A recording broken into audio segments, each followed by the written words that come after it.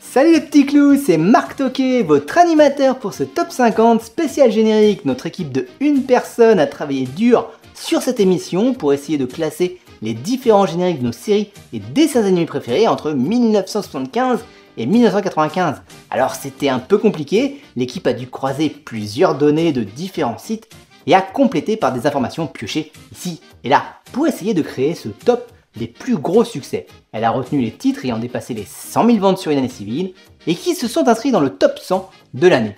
Au final, on a plutôt un top 16, assez clairement identifié, mais on a réussi avec l'équipe de une personne à isoler quelques titres non classés par manque d'informations, mais qui ont quand même fait de jolis cartons, et je ne manquerai pas de les citer. Allez, c'est parti, top magnéto! Dans nos hors classés, nous retrouvons les mystérieuses Cités d'Or, magnifique générique chanté en 1983 par Jacques Cardona, également interprète du célèbre Inspecteur Gadget.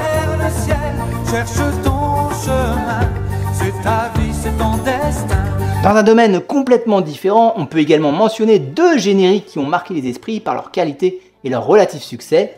Il était une fois l'espace, mon préféré d'entre tous, chanté par Jean-Pierre Savelli en 1981.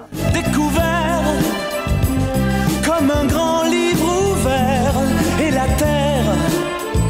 Et Il était une fois la vie en 1986, chanté par la belge Sandra Kim, qui a été quand même la plus jeune gagnante du concours de l'Eurovision à 13 ans la même année.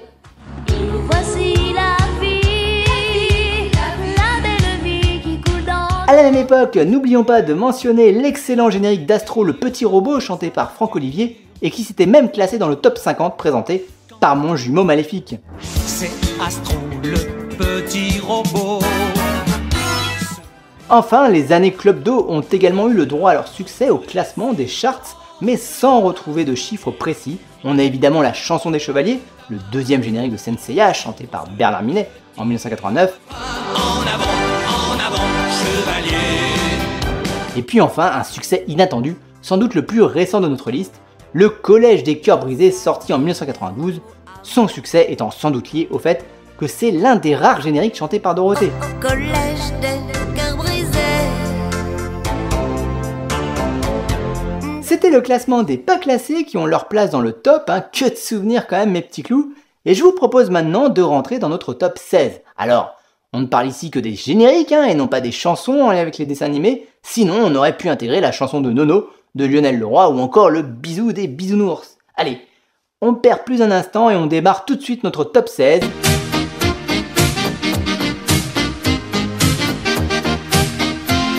Il est numéro 16 et devait au départ s'appeler Jackie, son générique est chanté par l'indémodable Chantal Goya, c'est Booba, le petit ourson. Booba, mon petit ourson.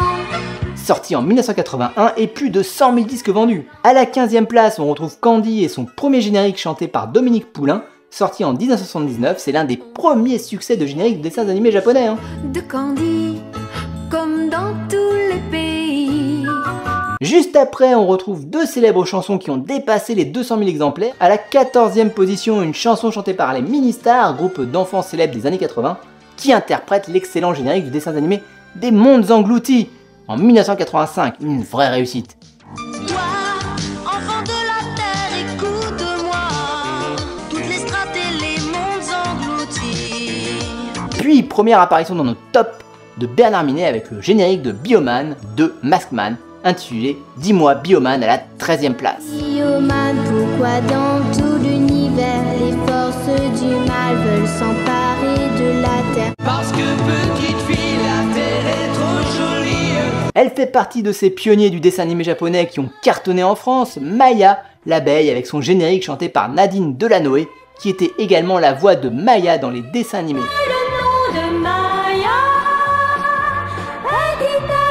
Ce succès de 1978 a dépassé les 250 000 exemplaires.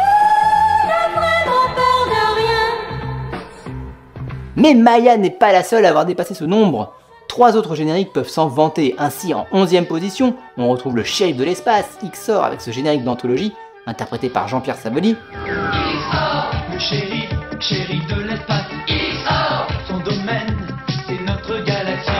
Juste après, en 10e position, un vieux générique aussi vieux que Goldorak, voici Spectreman, chanté par Richard de Witte, série qui s'était vue reprogrammée et qui a cartonné en 1982. Spectreman,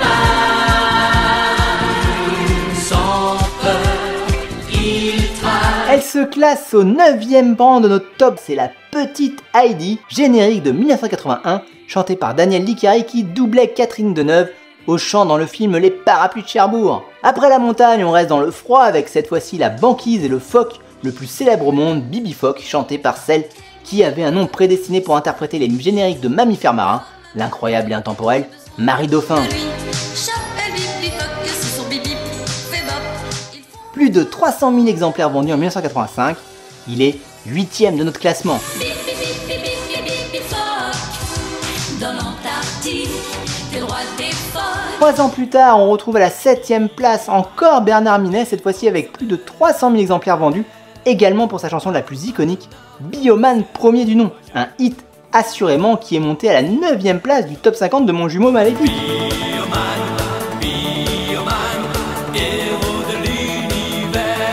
À la porte du top 5, en 6e place, il a vendu plus de 400 000 exemplaires en 1981. Il n'est pas de notre galaxie, ni même de notre Voie lactée, mais il va tous nous sauver, c'est le Capitaine Flamme, chanté par Richard Simon.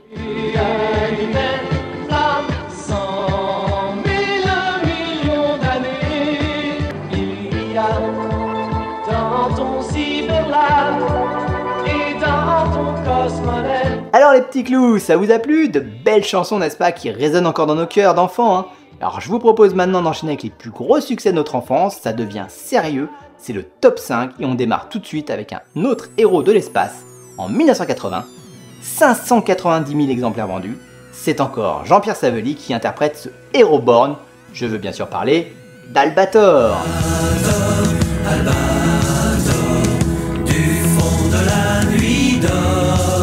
Le numéro 4 est un peu particulier car il préexistait avant la série qui reprend son titre, hein, mais on l'a gardé quand même en hommage à cette très jolie chanteuse qui nous a quittés, Emmanuelle. Et je veux bien sûr parler de Premier baiser, sorti en 1986, soit 5 ans avant la série éponyme, 670 000 exemplaires. Premier baiser échangé sur une plage en été.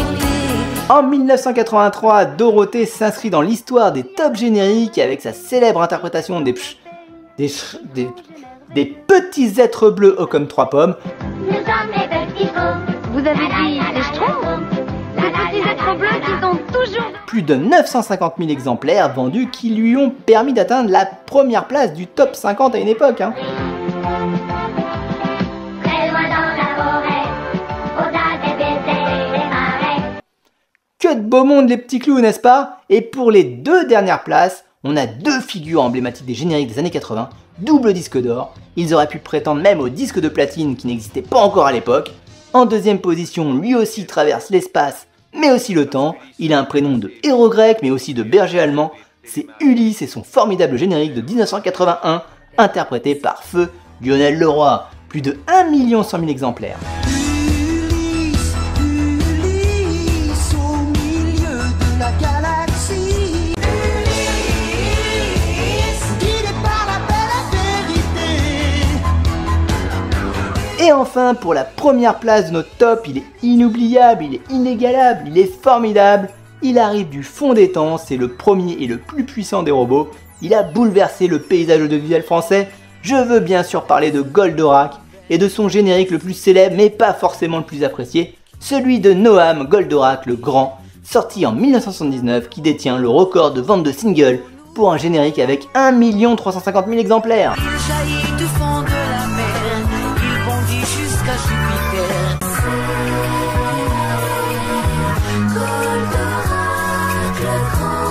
Voilà les petits clous, c'est terminé, j'espère que ce hors-série du top 50 vous a plu. Alors évidemment, il y a plein d'oubliés dans ce top faute d'éléments, on pense à de super génériques hein, comme celui de Cobra, mais l'équipe de une personne, je vous le rappelle, a fait comme elle a pu.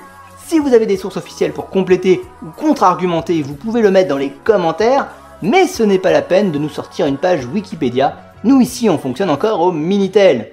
C'est tout pour aujourd'hui, on se retrouve un autre jour, salut!